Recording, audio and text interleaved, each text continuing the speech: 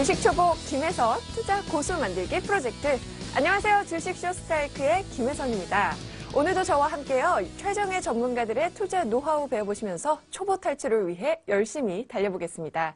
방송을 보시다가 궁금하신 점은요. 언제든지 문의해 주시기 바랍니다. 전화 상담은요. 02-3153-2631고요. 무료 문자는 013-3366-0110입니다. 여러분들의 많은 참여 기다리고 있겠습니다. 자, 그럼 주식쇼 스트라이크 본격적으로 오늘의 선생님 만나봐야죠. 화면 함께 보시죠.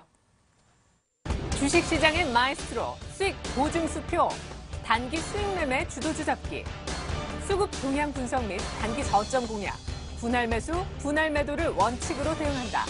김지훈 전문가의 멘토링, 지금 공개됩니다.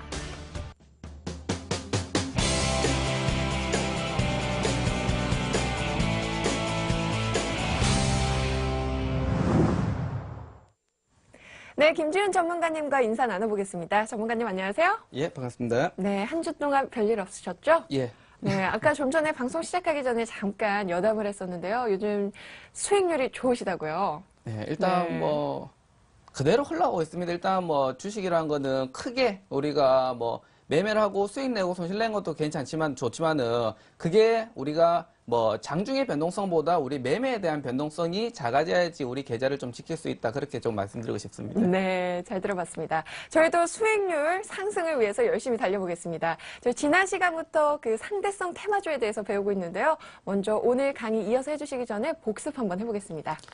예, 일단 제가 오늘이 네 번째 출연인데 강의는 일단 오늘 3강입니다. 그게 왜냐하면 지난주에 상대성 테마 이론에 대해서 얘기를 좀 드리다가 초반부에만 잠깐 하고 이제 시간 관계상 오늘로 넘어갔기 때문에 자, 일단 그거를 하기 전에 앞서서 우리가 뭐 지난주에 첫 강의 때부터 가볍게만 좀 복습하고 넘어가도록 하겠습니다. 네. 첫 강의 시간 때는 우리가 뭐 시장의 기본 원리나 뭐 박스권 방향성 박스권 기법 매매에 대해서 말씀드렸고요. 그 다음에 네.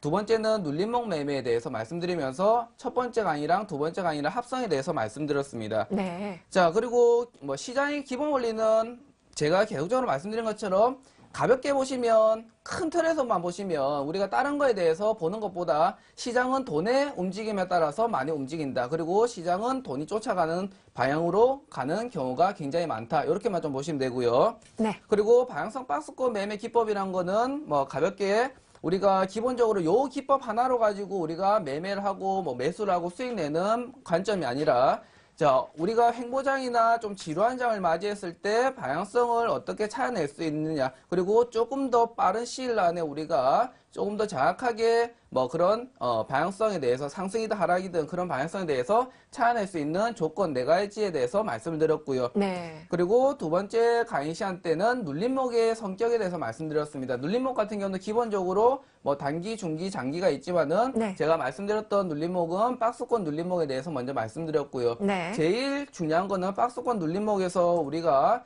기본적으로 차트를 보실 때 너무 단편적인 거 하나에 대해서만 보지 마시고 어느 정도 긴 시점에 대해서 보시라고 말씀드렸습니다. 그 시점 자체가 최소한 6개월 정도, 반년 정도로 보시면서 잡아 나가시라고 말씀드렸고요. 네. 차트를 보시면서 너무 우리가 뭐 일봉 차트니 주봉 차트니 분봉 차트니 아무리 차트를 본다고 하더라도 제일 기본적인 건 지금 현재 시점에 나와 있는 지금 현재 결과만 보는 경우가 많기 때문에 이런 흔한 실수들을 조금 자제하라고 말씀드렸고요. 네. 그리고 첫 강의랑 둘째 강의 때 말씀드렸던 내용을 합성시켜서 말씀드렸습니다. 그리고 박스권 그리고 눌림목에 대한 합성은 첫 번째 박스권 상단 돌파를 할 때 거래량과 같이 터져야 된다. 이 거래량 자체는 5배에서 10배 이상 나와야 된다라고 말씀드렸고요. 그리고 박스권 상단의 저항선으로 꺼놓은 그 선들은 나중에 올라간 돌파를 한 다음에는 지지선으로 전환되고 그 다음에 전환되는 구간에서 다시 한번 눌림목이 나올 때 요때를 매수 기회로 잡는데 요 매수 기회를 자체가 거래량으로 보시면 음봉 거래량으로 나와야 된다. 이렇게까지 말씀드렸고요. 네, 눌림목의 성격 배워봤고요. 예, 일단 요거는 지난 시간 때 제가 뭐 주식은 사업이다. 사업에 대해서 말씀드리면서 주식을 뭐 창업 비용이니 뭐 투자비니 뭐 환상이니 많은 말들이 있는데 제일 중요한 건 뭐냐면 주식을 투자함에 앞서서 우리가 너무 쉽게 접근하는 경향이 있기 때문에 그렇습니다. 그렇기 때문에 한 템포 더 우리가 적어도 기본적인 삶, 아무리 뭐 떡볶이 장사를 하든가 분식집을 하든 간에 기본적인 우리가 뭐 세팅이라든지 준비기간이라든지 이런 것들에 대해서 우리가 좀 생각하면서 지켜볼 필요가 있다는 거겠죠. 그렇기 때문에 주식은 사업이다. 제일 한 가지만 기억을 하게 된다면 주식을 너무 쉽게 생각을 하지 말자. 요까지만 또 지난 시간까지 복습을 좀 해드리도록 하겠습니다. 네, 그럼 오늘 시간 이어서 상대성 테마주에 대해서 배워보도록 하겠습니다. 자, 지난 시간에 간단하게 하다가 시간 관계상 오늘로 넘어왔는데 상대성 테마주의 접근이란 게 뭐냐면 다시 한번 말씀드릴게요. 네. 제일 기본적인 거는 일단 테마주를 먼저 알아야 되겠죠. 우리가 시장에서 보게 되면 테마라고 불려오는 이런 테마주라는 놈들 자체는 뭐냐면 우리 시장이나 증시에 대해서 아주 큰 이슈가 생길 때 그 이슈에 대해서 동일한 재료를 가지고 뭐 상승폭을 급등이네 급락이니 이렇게 이슈가 받는 종목들 그런 집단을 의미를 합니다. 네. 그리고 우리가 테마주를 접근하게 되면 그 테마에서는 항상 한 종목만 있지는 않습니다. 뭐 첫 번째 종목, 두 번째 종목, 세 번째 종목 등등 해서 계속적으로 순환하는 과정을 거치고 있는데 자, 제일 기본적인 사항은 테마주 보시면 뭐 대장주, 우리가 흔히 말하는 1등주죠. 제일 강한 종목들이 먼저 움직이고 그 다음에 2등주, 3등주 차례 뭐 순서대로 움직이든지 아니면 동일선상으로 움직이는데 대장주가 상승폭이 조금 더 크고요. 그리고 하락폭은 조금 더 작다. 대신에 이건 상대성인 원리고 우리가 일단 기본적인 테마주를 접근할 때는 어쨌든 급락이니 급등하기 하게 되게 되면 그게 2등주, 3등주 정말로 저 밑에 있는 종목들이 아니고서는 어쨌든 급등이나 급락이 나온다. 요거 하나 짚고 넘어가도록 하겠습니다. 네. 자, 그리고 상대성 테마주의 접근에 대해서 한번 보시면 우리가 기본적으로 뭐 테마주를 접근할 때 많이들 듣죠. 대장주를 건드려라, 1등주를 건드려라, 강한 종목들 건드려라. 맞습니다. 그 얘기는 틀린 말은 아닙니다. 근데 무조건적으로 대장주를 건들고 1등주를 건드는 건 아닙니다. 우리가 예를 들어서 모르는 관점에서 종목들이 모르는 관점에서 뭐 종목들이 올라가고 내려간다고 해서 그거를 혹해서 사게 된다. 예를 들어 그게 아무리 대장주라고 하더라도 빠지는 속도는 우리 사람들이 일반 개인들이 감당할 수 없을 만큼 빠지는 게 테마주고 대장주든 뭐 그런 집단군이겠죠. 그렇기 때문에 조금 더 안정성 있게 우리가 접근할 수 있는 방법을 제가 들고 나왔습니다. 네. 그게 이제 상대성 테마주의 접근 방법인데 자, 기본적으로 우리가 테마주, 상대성 테마주의 성격을 한번 보시면 제일 쉬운 거는 같은 테마군들이 개별적 움직임이 아닌 동시적 또는 순차적으로 움직인다라고 좀 보시면 됩니다. 네. 이 말 뜻은 뭐냐면 기본적으로 종목들이 움직이게 되면 자, 그림으로 한번 보여드리도록 하겠습니다. 자, 예를 들어갖고 뭐 A라는 테마가 있습니다. 요 A라는 테마가 있는데 자, 첫 번째 종목, 두 번째 종목, 세 번째 종목 뭐 우리는 뭐 나머지 종목까지는 보지 않기 때문에 자, 세 번째 종목이 있는데 첫 번째 종목이 올라갑니다. 올라갈 때 두 번째, 세 번째 종목이 어떤 식으로 움직여야 되냐면 올라간다고 해서 무조건적으로 같이 올라가는 그런 모습들이 나와도 되지만은 이렇게 동일적으로 시간대별로 동일적으로 같이 튀어오르는 모습들이 나와도 되지만은 첫 번째 종목이 먼저 상승하고 난 다음에 그 다음에 두 번째, 세 번째 종목이 상승해도 된다. 이런 식으로 보시면 되겠습니다. 그렇기 때문에 첫 번째는 동일한 시간대, 같은 시간대로 동시다발적으로 종목들이 움직여 나가든지 아니면 그 움직임에 첫 번째 종목이 움직이고 난 다음에 순차적으로 그 다음 종목 올라가도 된다는 소리입니다. 네. 자, 그리고 두 번째 보시면 테마주의 대장주 순환 과정은 종목들이 하락한 다음에 그 다음에 재상승할 때 손바뀜 현상이 일어난다. 요 말 무슨 말인지 아시겠죠? 제가 눌림목 설명할 때 기본적으로 종목이 요래 있으면 기본적으로 우리가 생각하는 요런 구간이 눌림목입니다. 근데 우리가 저번에 우리 그 MC분께서 그 질문 한번 하셨죠. 변곡점이랑 눌림목이랑 차이점. 요게 요때 이용이 됩니다. 무슨 말이냐면 기본적으로 눌림목이랑 변곡점이랑은 같은 시점입니다. 근데 보는 시각의 차이일 뿐이겠죠.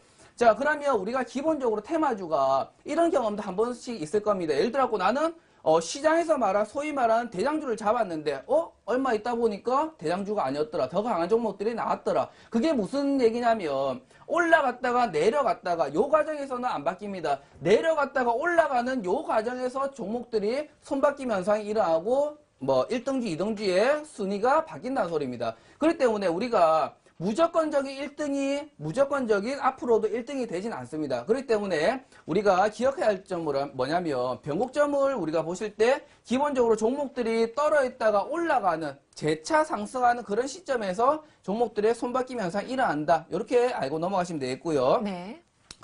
자, 그리고 같은 테마고이라도 일정한 상승 뒤 또 다른 테마의 순환 가능성. 이거는 기본적으로 우리가 종목에 대해서 체크를 하실 때 기본적으로 한 종목에는 하나의 테마만 있는 게 아닙니다. 기본적으로 3가지에서 4가지 정도 그 이상 복합적으로 테마군들이 있지만은 기본적으로 우리가 시장에서 보는 지금 현재 시점에서 정치 테마라고 하더라도 그 정치 테마만 있는 게 아니겠죠. 그 기업의 특성이 있겠죠. 그렇기 때문에 우리가 지금 현재 보고 있는 테마주라든지 보고 있는 시장 이슈라든지 그런 것들이 지금 현재 구간에서 그 테마가 부각이 돼서 포커스가 맞춰져서 그 종목이 그런 테마로 불린다라고 보시면 되고요.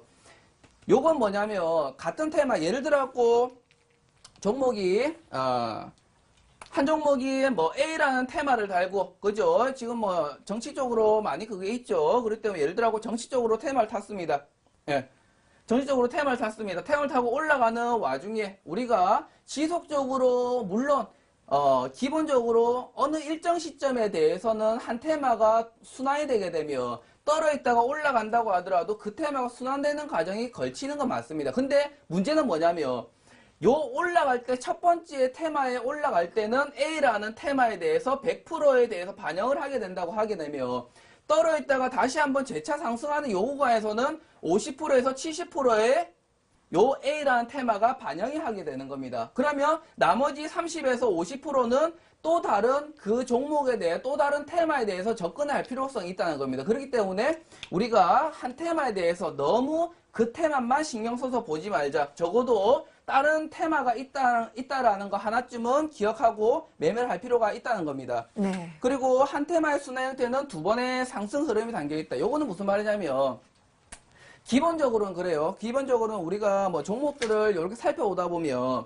뭐 올라갔다 내려갔다 올라갔다 내려갔다 반복하고 있는 모습들을 보이고 있습니다. 그러면 방금 전에 얘기했던 거는 상승 흐름이 두 번에 있다라고 했습니다. 네. 하나의 테마에는 그리고 하나의 종목고에는. 근데 올라가는 종목들 보면 3번도 나오고 4번도 나오고 주구장창 올라가는 놈은 또 주구장창 올라갑니다. 근데 그 말 뜻은 뭐냐면 두 번의 상승 흐름이 무조건 두 번만 올라갔다가 급락을 한다는 소리가 아니고요. 올라갔다가 세 번째 상승에서는 어차피 먹을 게 없다는 소리입니다. 그게 무슨 말이냐면 예를 들어서 요 끄트머리에 샀습니다.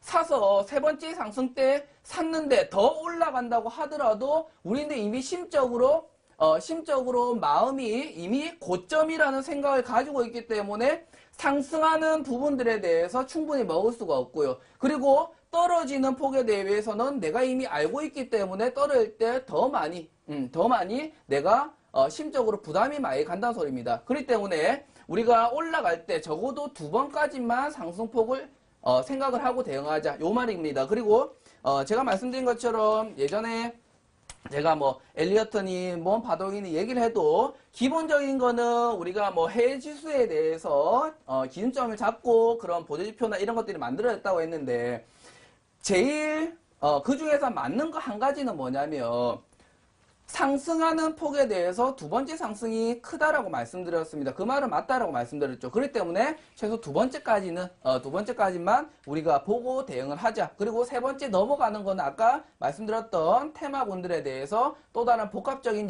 요인이 작용할 수 있다. 이런 네. 관점을 하나 잡고 보시고요. 네, 평균적으로 두 번의 상승 흐름은 본 후에 가는 거죠. 본 후회가 아니고 네. 기본적으로 우리가 매매를 해 나갈 때 네. 꼭 굳이 두 번을 보게 되면 왜냐하면 아까 말씀드린 것처럼 자 올라갔다가 내려갔다가 상승폭을 두 번을 보고 난 다음에 그 다음에 재상승을 노리는 시점은 세 번째 상승이 되겠죠. 네. 그죠? 그렇기 때문에 우리가 매매를 해 나갈 때는 적어도 요 안에서 매매를 하자. 네. 요 말입니다. 네. 그렇기 때문에 너무 뒤늦게 우리가 테마주를 접하게 되면 어떻게 되는지는 다 아시지 않습니까? 그죠? 네. 마음고생 굉장히 많이 합니다. 그렇기 때문에 최소 올라가는 단계 내에서 두 번째 파동 안에서만 우리가 대응을 하자. 요거 하나 짚고 넘어가도록 하겠습니다. 네. 자, 그리고 우리가 기본적으로 공시나 뉴스 보시면 이런 경우들 많을 겁니다. 종목들을 딱 잡았는데 이 종목이 뭐 호재성 공시가 나옵니다. 뭐 실적 발표라든지 굉장히 뭐 빵빵 띄우는 뭐 호재성 뉴스가 나오는데 종목이 급락해버리고, 오히려 반대로 악재성 뉴스가 나오는데 오히려 종목이 급등해버린 경우가 많습니다. 그거는 뭐냐면 강한 수급들이 형성된 테마군들은 악재와 호재에 경계가 없다는 겁니다. 우리가 기본적으로 제일 많이 당하는 게 그 중에 하나가 뭐냐면 공시나 뉴스 때문에 그렇습니다. 우리는 미디어 매체나 이런 것들에 대해서 신빙성을 가지고 굉장히 우리가 믿고 따르고 있습니다. 근데 기본적으로는 우리가 테마주를 접근할 때는 종목에 대해서 악재가 뜬다고 해서 호재가 뜬다고 해서 요거는 어차피 종이 한 장 차이 뿐입니다. 어차피 종목을 가지고 있으면 악재가 뜨면 악재고요. 종목을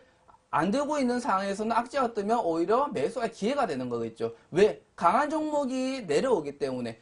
그리고 요거 같은 경우는 또 하나가 뭐가 되냐면 공시도 물론 이용이 되고요. 그리고 우리가 시장 상황에 따라 들 수가 있습니다. 예를 들어서 종목은 힘이 굉장히 좋아요. 굉장히 좋고 올라갈 건덕지가 굉장히 많이 남아 있습니다. 근데 단순하게 지수 때문에, 다른 종목 때문에 쓸데없는 뭐 불안감들, 시장에 떠돌아다니는 불안감들 때문에 요런 악재와 호재, 요런 종목들이 떨어지게 된다고 하면 우리는 그 기회를 오히려 시장과 같은 참여자 위치로 보면서 공포심을 갖는 게 아니고 오히려 매수 기회를 삼아야 되겠죠. 네. 그렇기 때문에 요거는 강한 수급들 대신에 뭐 우리가 뭐 우량주니 뭐 종목도 이상한 종목이니 수급이 없는 종목이니 이런 거 빼고요. 지금 현재 당시에 강한 수급이라고 하면 지금 현재 당시에 우리 적어도 지금 현재 시점에서 우리 시장에서 포커스가 되고 이슈가 되는 종목들에 대해서 악재와 호재 경계가 없다. 그죠? 이렇게 하고 성격을 넘어가도록 하겠습니다. 네, 이어서 상대성 테마주의 대응에 대해서 살펴보도록 하겠습니다. 자, 일단 대응을 한번 보시면 일단 네. 대응은 PPT가 여기 좀 에러가 났네요. 자, 가볍게 말로 좀 설명드리도록 하겠습니다. 자, 우리가 대응을 해 나갈 때 제일 중요한 건 어차피 우리가 매매하는 그거죠. 그죠? 그렇기 때문에 대응을 한번 보시면, 자, 첫 번째는 뭐냐면 대장주 1등주가 상승을 하든 하락을 하든 네. 매도 관점으로 바랍니다. 이게 왜냐면 네. 대장주가 올라가네, 우린 더 들고 있어도 되는 거 아닙니까? 이 말 뜻은 뭐냐면 당연히 대장주가 뭐 상한가 치고 올라가고 굉장히 급등을 하게 되면 당연히 2등주, 3등주 같이 쫓아도 올라가겠죠. 근데 중요한 거는 뭐냐면 왜 매도 관점을 보냐면 우리가 상대성 테마주에 대해서 접근해 나갈 때 첫 번째 개념이 뭡니까? 1등주를 잡는 게 아니고 2등주 내지 3등주를 잡는 거죠. 네. 그러면 적어도 우리가 요 종목에 대해서 매매를 해 나갈 때 중기적, 장기적 또는 데이 트레이딩을 하지 말고 차라리 단기적으로 접근해라 그겁니다. 왜냐면 대장주가 예를 들어 상승을 합니다. 상승을 하게 되면 종목이 당연히 2등주, 3등주가 같이 쫓아 올라들어야겠죠. 네. 그러면 요 종목에 대해서 우리가 요 종목 대장주는 제일 먼저 움직이기 때문에 요 놈이 언제 올라갈지 언제 더 떨어질지 아니면 추가적인 상승이 나올지 모른다는 겁니다. 그렇기 때문에 요 놈을 보고 우리가 대응을 하는데 상승을 해갖고 지난 시간에 그거 누가 물어봤죠. 상한가에 들어가면 2등주, 3등주 들고 있어도 됩니까? 라고 물어본 사람이 있는데 그거는 뭐냐면 예를 들어 그런 경우가 아마 많이 있을 겁니다. 종목이 대장주가 갑자기 급등을 해버렸고 1등주가 상한가를 들어갑니다. 네. 상한가를 들어가게 되면 2등주, 3등주가 들어가는 당시에 펄짝 뛰었다가 다시 한번 꼬꾸라지는 경우를 아마 많이 겪어보셨을 겁니다. 오히려 꼬꾸라져서 훨씬 더 많이 급락을 해버리는 경우도 많이 있습니다. 그게 왜냐면 우리가 시계 보시면 수급적인 면에서 보시면 1등주가 수급들이 막 받고 있다가 상한가를 딱 들어갑니다. 네. 그러면 일시적으로 요 종목에 대해서 터치를 할 수 있는 건덕지가 없기 때문에 그 수급들이 2등주, 3등주에 몰린다는 겁니다. 그러면 상한가 들어간 시점에서 요 2등주, 3등주에 대해서 거품 끼면서 수급들이 몰려버려요. 그러면 몰려버리는데 요 종목들이 마찬가지로 그 몰리는 수급들이 어느 정도 일정 시점으로 유지가 되면 상관이 없는데 그거는 뭐냐면 5분 안에 같이 상한가를 들어가면 상관이 없어요. 5분 안에 1등주 상한가 들어가서 박아놓고 2등주, 3등주 쫙 몰리는 시점에서 같이 상한가 들어가면 상관없습니다. 얼마? 5분 안에. 적어도 10분 안에. 근데 일시적으로 몰렸던 요 수급들이 다시 한번 풀려버리게 되면 나오는 물량들이 훨씬 더 많아지게 되겠죠. 그러면 오히려 대장주는 상승해서 마감했는데 이등주, 삼등주는 떨어지는 경우가 굉장히 많습니다. 그렇기 때문에 우리가 첫 번째로 대응을 할 때 상대성 테마주로 접근해 나갈 때는 적어도 우리가 조금 단기적인 관점으로 우리가 너무 확실하게 이렇게 보고 하는 게 아니기 때문에 1등주를 기준으로 잡아놓고 우리가 시장이나 다른 거에 대해서 기준 잡는 게 아니고 1등주를 잡아놓고 기준을 잡아놓고 우리가 대응을 하는 거기 때문에 적어도 좀 단기적으로 보자. 그 말을 하기 위해서 상승이다 하락이다 일단 매도 관점으로 마인드를 바꿔놓고 상승에 대해서 나는 뭐 몇 프로 수익 챙겨야지 몇 프로 해야지 뭐 대장주는 한 7% 올라갔는데 난 3%밖에 안 올라갔네. 이렇게 생각하지 마시고 그죠? 그렇기 때문에 매도 관점으로 보자. 그렇게 첫 번째 대응을 말씀드렸고요. 네. 자, 그리고 우리가 기본적으로 뭐 상대성 테마주에 대해서 접근을 해 나갈 때 그런 거죠. 성격이랑 약간 좀 비슷한데 우리가 대장주가 뭐 대장주 1등주가 쫙 한번 치고 올라갑니다. 쫙 치고 올라갑니다. 그러면 2등주가 3등주가 무조건 반드시 올라가는 건 아니다라고 말씀드렸죠. 그죠? 자, 그러면 1등주가 쫙 올라가는데 2등주, 3등주가 가만히 있어요.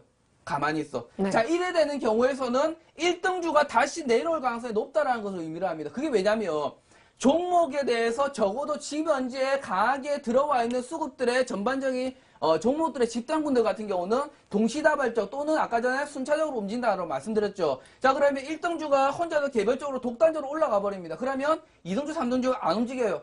그러면 이 돈만 강하니까 올라가는구나 하고 생각을 하시면 안 됩니다. 미스테이크죠. 그렇기 때문에 이 종목 다시 한번 내려올 수가 있다. 근데 대신에 1등주, 2등주가 있고 1등주가 올라가는데 내가 생각했던 2등주가 안 움직이고 3등주는 올라갑니다. 그죠? 3등주 올라갑니다. 요 한 10% 올라가고 요 한 5% 올라가고 요 놈은 가만히 있어요.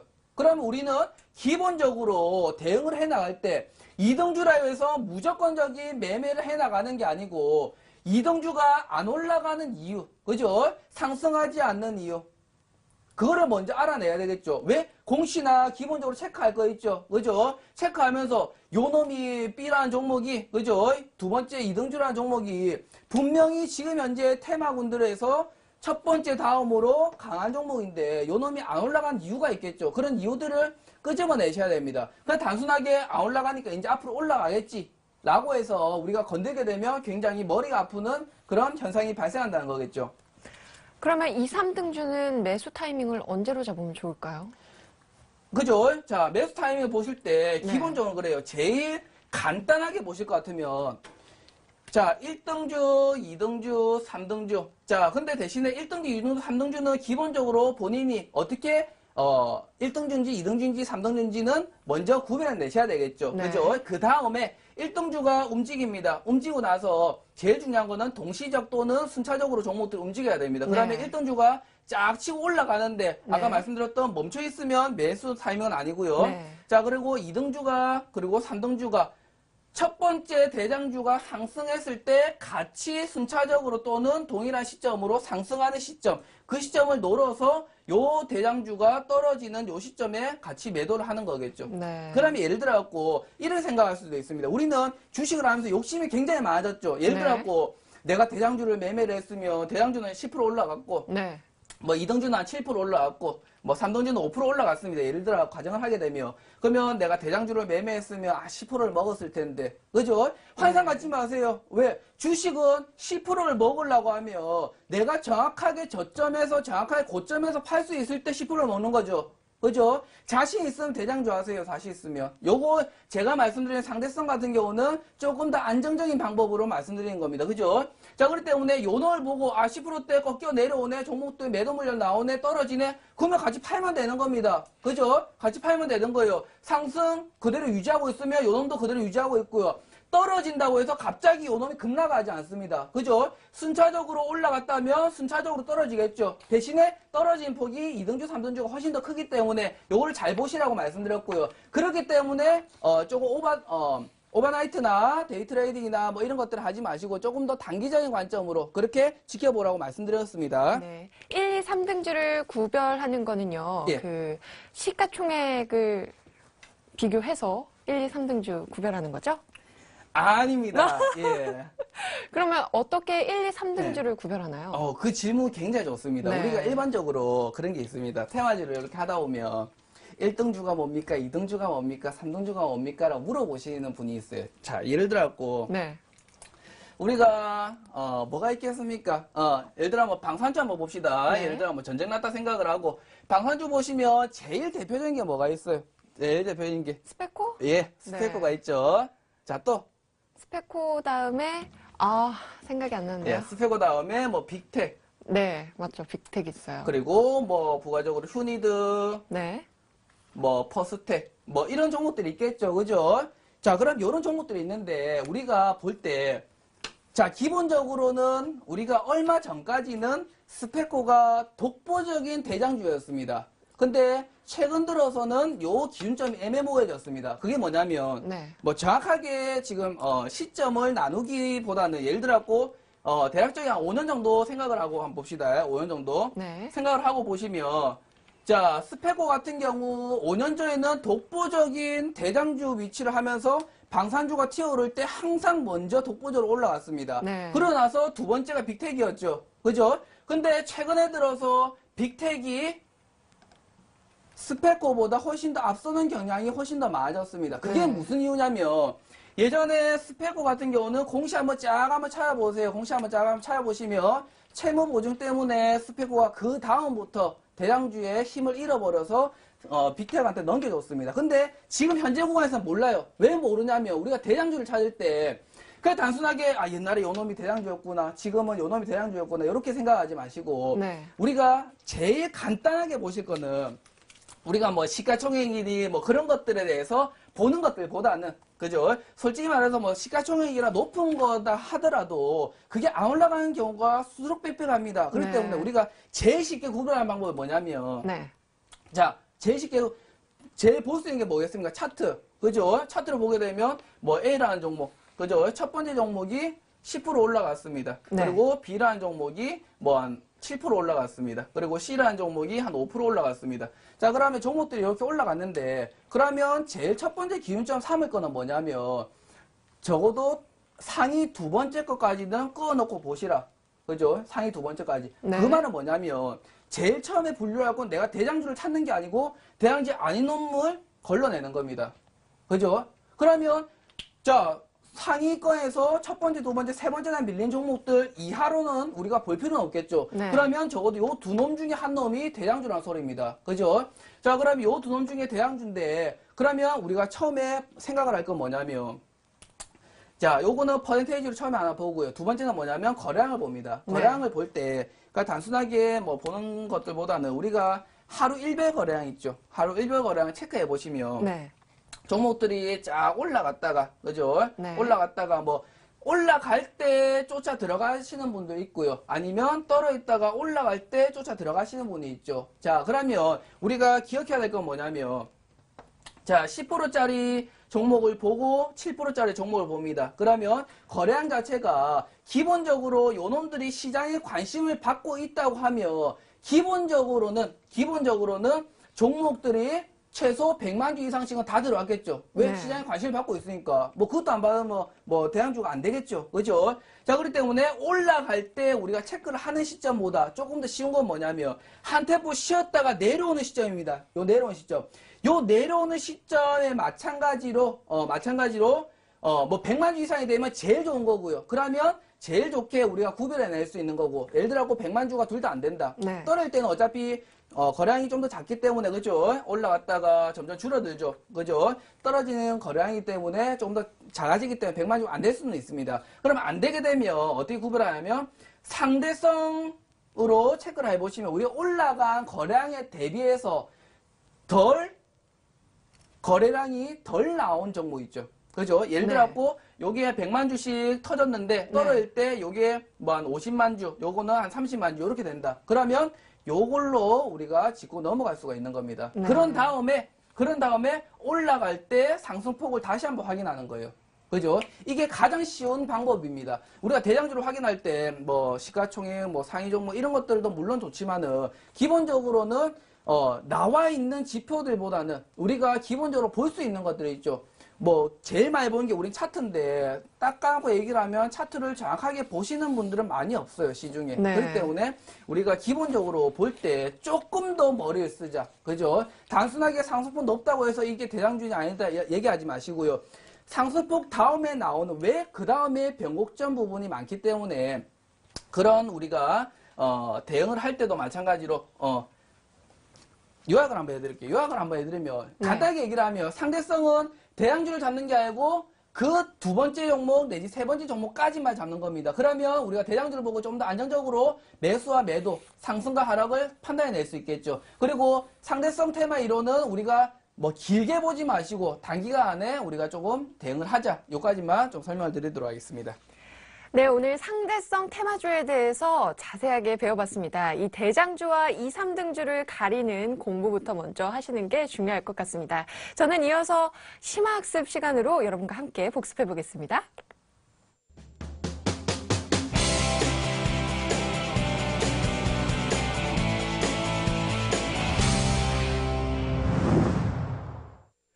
네, 오늘 시청자 여러분들과 제가 공부를 잘했는지 이해를 잘했는지 한번 테스트해보는 시간 가져보도록 하겠습니다. 전문가님, 자 퀴즈 내주셔야죠.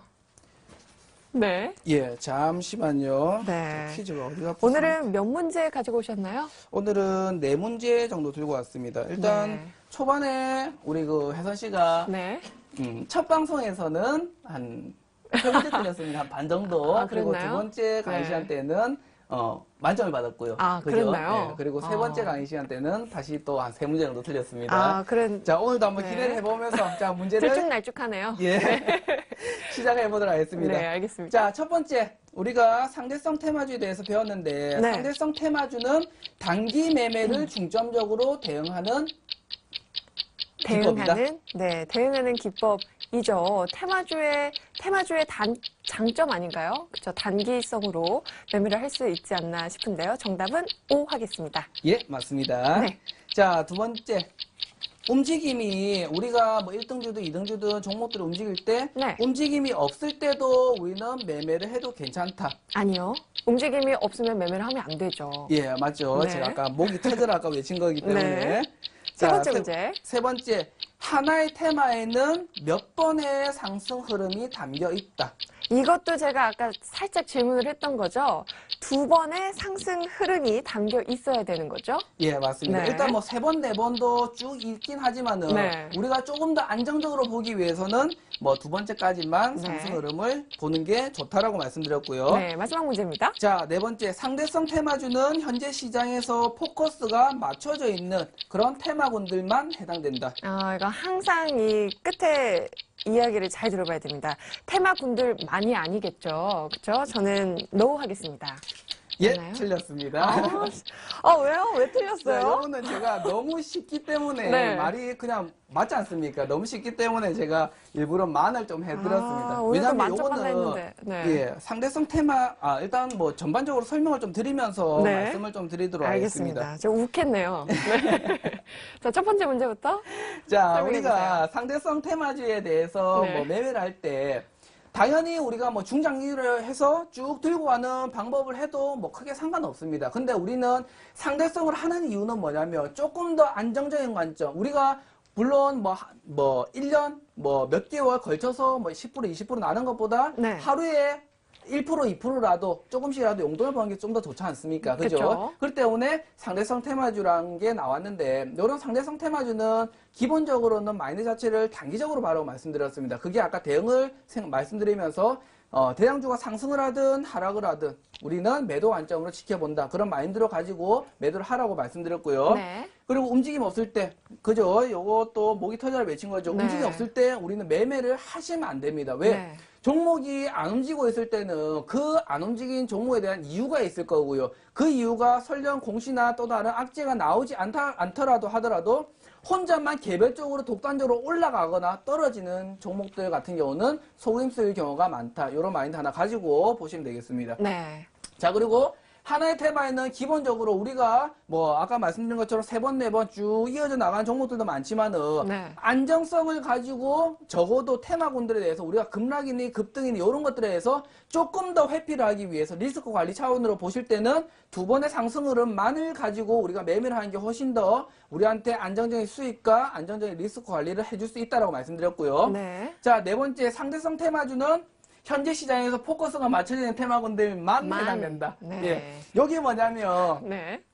많이 있든 없든 맞는 말이죠. 그죠? 이게 네. 제가 지난 시간 때 만을 넣어서 제가 이제 뭐 답을 이제 또 우리 혜선 씨가 틀리게 얘기를 했는데 또 네. 요거에도 혹시나 해서 제가 만을 한번 넣어봤습니다. 그게 네. 뭐냐면 요게 만약에 포커스가 맞춰져 있지 않는 종목이라고 하게 되면 우리가 대장주를 구별해내거나 2등주, 3등주에 대한 개념 자체가 없어지게 되겠죠. 그죠? 그렇기 때문에 요거는 테마군들 많이 맞습니다. 그죠? 네. 이 외 종목은 부가적으로 그냥 독단적인 종목이고 개별적인 종목입니다. 그렇기 때문에 우리가 상대성 테마주를 할 때는 2등주가 3등주가 또는 대장주가 있을 때 대장주가 항상 상승폭이 높죠. 그죠? 그리고 하락폭도 낮습니다. 그러면 우리가 2등주, 3등주를 건드는데 시장에서 포커스가 없는 종목, 수급이 없는 종목들을 건들게 되면 대장주가 올라가봤자 2, 3% 올라가는데 2등주, 3등주는 뭐 얼만큼 올라가겠습니까? 그죠? 네. 그렇기 때문에 수급이 살아있는 종목 그리고 포커스가 맞춰져 있는 테마군들만 해당된다. 예스라고 정답을 말씀드리도록 하겠습니다. 네. 근데요, 이 예. 하나의 테마에는 두 번의 상승 흐름이 담겨 있다는 건요. 예. 이 다 흐르고 난 다음에 그 투자자들이 판단할 수 있는 거죠.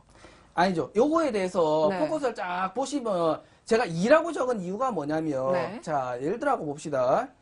우리가 뭐 매매를 해 나갈 때 종목들이 뭐 물론 내려간 걸 잘 매매 안 하시죠. 우리 네. 회원님들은 뭐 내려갈 때 매매하시는 분들도 많긴 한데 제일 뭐 쉽게 하는 거는 좀 올라갈 때 매매를 하시는 분이 많습니다. 그쵸. 그렇기 때문에 올라간 걸 기준으로 좀 설명을 좀 드리도록 하겠습니다. 네. 자, 물론 우리가 요때 매매를 해서, 그죠? 저가에서 매매를 해서 고가에서 팔고 나면, 그죠? 완전 땡 잡은 거죠. 네. 그죠? 근데 실질적으로 종목들이 기어가고 있을 때 여기서 잡을 수 있는 사람이 얼마나 되겠습니까? 그죠? 그쵸. 그렇기 때문에 우리가 요때 잡아놓고, 그죠? 잡아놓고 이 기간이, 행보하는 기간이 얼마나 될지 모릅니다. 6개월 될지, 1년 될지, 10년 될지 아무도 몰라요. 네. 그렇기 때문에 굳이 미리 매매를 하지 마시고, 네. 미리 매매를 한다고 하더라도 우리는 요때 다 털려요. 기본적으로 다 털려요. 네. 아무리 잘 매매를 했다고 하더라도. 그쵸. 그죠? 그렇기 네. 때문에 요때 다 털리기 때문에 차라리 남들 다 털리는 구간을 보시고 두 번째 구간을 노려보시라고 말씀드린 겁니다. 네. 제가 제일 안정적으로 말씀을 많이 드리는 것 같은 경우는 두 번을 노리라는 겁니다. 왜냐면 첫 번째 상승에 대해서는 따라갈 수 있는 사람이 많이 없어요. 그리고 또 설령 따라 들어간다고 하더라도 첫 번째 눌림목 위쪽 구간에 들어가는 경우가 많죠. 그러면 네. 떨어지면 아이고 이것도 떨어진 거 아닌가 싶어서 굉장히 많이 불안해 하시죠. 그죠? 그렇기 때문에 차라리 첫 번째 상승 다음에 돌릴 때 들어가라는 소리입니다. 그러면 적어도 두 번의 테마 흐름은 있기 때문에 한 번으로 끝나는 경우는 속임수 빼고는 많이 없습니다. 그렇기 때문에 두 번째가 제일 안정적이고 첫 번째가 뭐 한 5% 올라왔다 싶으면 두 번째 상승 구간은 10% 정도 나옵니다. 첫 네. 번째 상승 구간보다는 훨씬 더 상승폭이 넓기 때문에 그런 부분에서도 두 번째 상승을 조금 노려보시라고 제가 두 번의 상승 테마 흐름이 있다라고 말씀드렸고요. 네.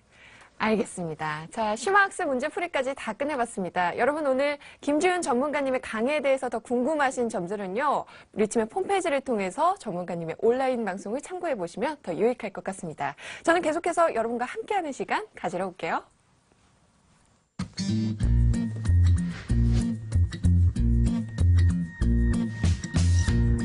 He's never been lonely. She takes his hand and all his troubles step aside. He's never felt like this before. He liked to try. Oh, let yourself in. It's all he's thinking about. Let yourself in. And now he's singing out loud. Ooh, I'm feeling like my life has just begun. And I'm feeling fine when I feel so alive. Singing, ooh, I'm feeling like my life has just begun. And I'm feeling fine, so fine, fine, fine.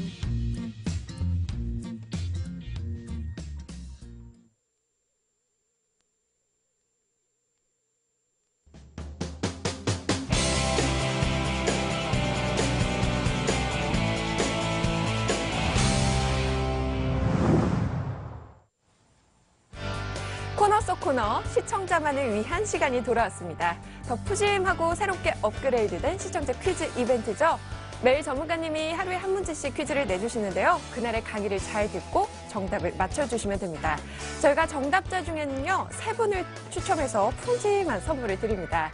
1등에게는 20만 원 상당의 홍삼 선물 세트를 드리고요. 2등에게는 VIP 회원권, 그리고 3등에게는 주식 관련 서적을 선물로 보내드리겠습니다. 정답 응모는요, 리치맵 홈페이지를 통해서 하실 수 있고요. 여러분들의 많은 참여 기다리고 있겠습니다. 자, 그럼 어제의 퀴즈 정답부터 한번 맞춰볼까요? 어제의 퀴즈는요, 주식시장에서 존재하지 않는 구간이 아닌 것은 이었습니다. 정답은 3번 하락장이었죠. 당첨자는 잠시 후에 발표하도록 하고요. 그럼 오늘의 퀴즈 확인해 보겠습니다. 김지훈 전문가가 출연하는 요일은 무슨 요일일까요? 1번 월요일, 2번 화요일, 3번 매일, 4번 2주일. 정답을 아시는 분은요, 리치맵 홈페이지를 통해서 정답 응모하시고요. 푸짐한 선물도 받아가시길 바랍니다. 정답자 발표는 내일 이 시간에 공개해드리니까요. 여러분 잊지 말고 내일도 찾아와 주시고요. 저는 그럼 당첨자 발표 해드릴게요.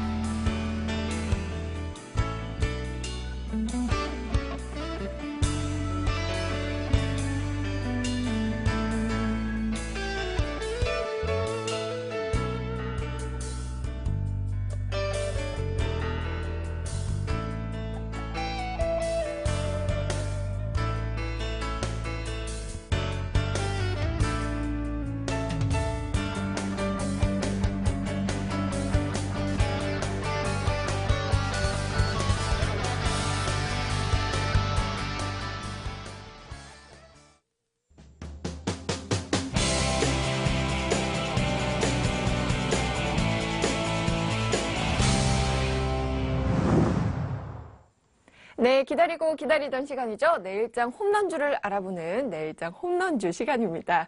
네, 오늘은요, 그동안 소개한 공략주에 대한 리뷰 한번 해보도록 하겠습니다. 전문가님, 저희가 그동안 가지고 나오셨던 종목이 노르페인트와 로엔케이죠? 예, 맞습니다. 네. 일단 종목이 많이는 안 나갔는데, 일단 제가 이제 1강부터 시작을 하면서 띄엄띄엄 종목들이 나갔죠. 그 이유가 뭐냐면, 제가 나오는 시간대마다 계속적으로 추천 종목이나 이런 것들 드리다 보면 우리 회원님들이 가지고 있는 정보라든지 지식에 대해서 많이 활용을 안 하시는 경우들이 많습니다. 네. 그렇기 때문에 기본적으로 제가 알려드리는 것도 마찬가지로 그런 기본적인 사항을 바탕으로 이런 종목이 나온다라는 것이지 그 종목에 대해서 수익을 드리기 위해서 제가 드리는 건 아닙니다. 물론 잡게 되면 일단 한번 보시면 제가 이제 2종목 정도 지금 이제 4강 정도 진행을 하는 동안에 2종목 정도 나갔는데 첫 번째는 로엔케하고 노르페인트죠. 그죠? 네. 자, 일단 로엔케 먼저 살펴보시면 로엔케 요놈 같은 경우는 제가 이제 8월 달부터 9월 달부터 주구장창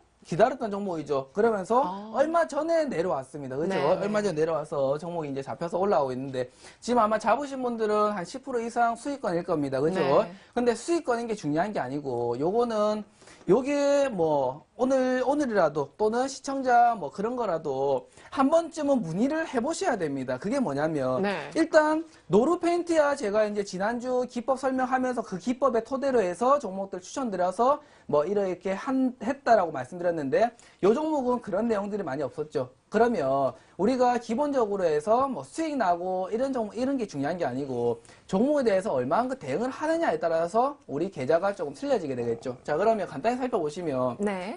자, 우리가 로엔케 우리가 일단 배운 것만 봅시다. 안 배운 건 어차피 얘기해도 모르니까 그죠? 배운 것만 딱 보시면 자, 6개월 동안 쫙 보시면 자, 첫 번째 윗줄이 있습니다. 윗줄 네. 끊은 선은 기본적인 요까지의 박스권 장입니다. 네. 그죠? 자, 근데 요때 이제 뚫죠. 그죠? 뚫고 올라가는데 중요한 건 거량이 없다. 네. 그죠? 거량이 없다. 그러면 다시 한번 봅니다. 그죠? 보다가 자, 요때 다시 한번 뚫었을 때 거량이 이제 생기게 되죠. 네. 그죠? 조금 확대해서 좀 보여드리도록 할게요. 네. 자, 확대해서 보여드리게 되면 거량이 터졌네요. 그죠? 네. 거래량이 다시 터지게 되죠. 네. 요때 상황부터 우리가 주시를 하는 겁니다. 그죠? 자, 그러면 요 종목은 예를 들어 갖고 볼 것 같으면, 그러면 우리가 배운 방법으로는, 그죠? 요때 내려와서 다시 한번 눌림목을 주고 올라가야 되는 거 네네. 아닙니까? 라고 물어보셔야 되죠. 그죠? 네. 자, 그러면 요 궁금증을 좀 풀어드리도록 하겠습니다. 자, 요때 왜 제가, 요때죠. 그죠? 2,705원이죠. 그죠? 네. 왜 요 가을대로 설정을 해드렸냐면, 요 가을대 자체는 잘 보세요. 첫 번째 올라갔다가 눌림목 받았는데, 그죠? 받았는데 내려오는 과정에서 굉장히 많은 갭이 있어요. 굉장히 많은 갭. 네. 이 말 뜻은 뭐냐면 수급이 굉장히 급하게 받는다 소리입니다. 그러면 오히려 요까지 떨어지게 되면 다시 재차 한번 밀려버릴 수가 있다는 거겠죠. 네. 그죠? 반대로 생각하세요. 요 종목은. 그럴 때 우리 배운 내용을 체크를 하게 되면 올라갔다 떨어지는데 떨어지는 내용에 대해서 올라갔던 눌림목에 대해서, 그죠? 눌림목에 대해서 굉장히 큰 갭이 있습니다. 굉장히 큰 갭이 있기 때문에 이런 구간들에서 떨어지면 다시 한번 재차 밀릴 수가 있기 때문에 이 종목은 조금 더 위쪽으로 우리가 공략한다. 이렇게 보시면 되고요. 네. 노르페인트 같은 경우도 마찬가지로 이 종목도 아마 잡았으면 우리가 기본적으로는 그래요. 제가 하고 싶은 말은 뭐냐면 종목들에서 뭐 어떤 기법이나 이런 건 다 좋은데 우리가 참아야 되는 구간들 있죠. 예를 들어 갖고 종목들이 올라갔다 내려갔다 반복을 하는데 요런 떨어지는 구간들 있죠. 그죠? 떨어지는 구간들에 대해서 우리가 생각을 하는데 그러면 언제 어디서 우리가 어떻게 참을 건가? 요거 하나만 말씀드리고 마칠게요. 자, 기본적으로 종목들이 떨어지게 되는 구간 동안에는 그죠?